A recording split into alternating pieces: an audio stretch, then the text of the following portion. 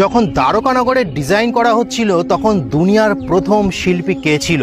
বিশ্বকর্মাদেব। তারপর ভগবান শ্রীকৃষ্ণ বিশ্বকর্মাদেবকে ডেকেছিল এবং এই দ্বারকানগর কিভাবে ডিজাইন করা যাবে তার একটি ব্লুপ্রিন্ট তৈরি করতে বলেছিল। কিন্তু ভগবান শ্রীকৃষ্ণ এমন কিছু কথা তখন বলেছিল, সেই কথা এতটা গুরুত্বপূর্ণ সুন্দর ছিল, তার পেছনে এত সুন্দর শিক্ষা লুকিয়ে আছে, সেটা জানলে অবাক হয়ে যাবেন। তাহলে শুনুন। ভগবান বললেন, বিশ্বকর্মাদেব, গোকুলের দিশায় কোন রকম কোন জানালা বা দরজা কোনো কিছু যেন না থাকে, সম্পূর্ণ বদ্ধ থাকে। তখন বিশ্বকর্মাদেব তাকে জিজ্ঞাসা করলো, কেন ভগবান, সেই দিকে জানলা দরজা থাকবে না কেন? আপনার তো পিতা মাতা শৈশব সমস্ত কিছু সেখানেই জড়িয়ে আছে, আপনার সখীগণ রাধা রানী সবাই তো সেই গোকুলের দিশায় আছে, তাহলে কেন সেই দিকে জানলা দরজা বানাবো না? তখন ভগবান মুচকি এসে বললেন, বিশ্বকর্মাদেব, আমি চাই না যে গোকুলের দিক থেকে কোন রকম হাওয়া এই দ্বারকানগরীতে প্রবেশ করে। যখন এটি প্রবেশ করবে তখন আমার অতীতের কথা মনে পড়বে বিশ্বকর্মাদেব, আমার শৈশবের কথা মনে পড়বে বিশ্বকর্মাদেব, মা যশোদা বসুদেবের কথা মনে পড়বে, রাধা রানী এবং সখীদের কথা মনে পড়বে বিশ্বকর্মাদেব। ঠিক তার জন্যই আমি চাই না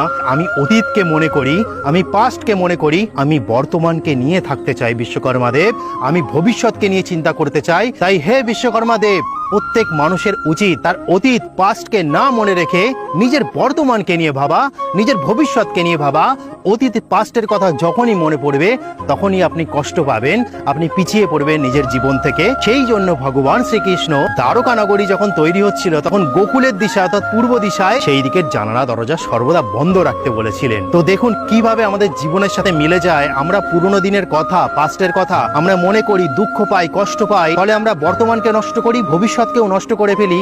তো এখানেই ভগবান শ্রীকৃষ্ণ মহৎ শিক্ষা দিয়েছিলেন যে বর্তমানকে নিয়ে থাকা ভালো, ভবিষ্যৎকে নিয়ে থাকা ভালো, পাস্ট এবং অতীতকে ভেবে কষ্ট পেও না। তো ওটা আজকে বলার ছিল। হরে কৃষ্ণ, রাধে রাধে।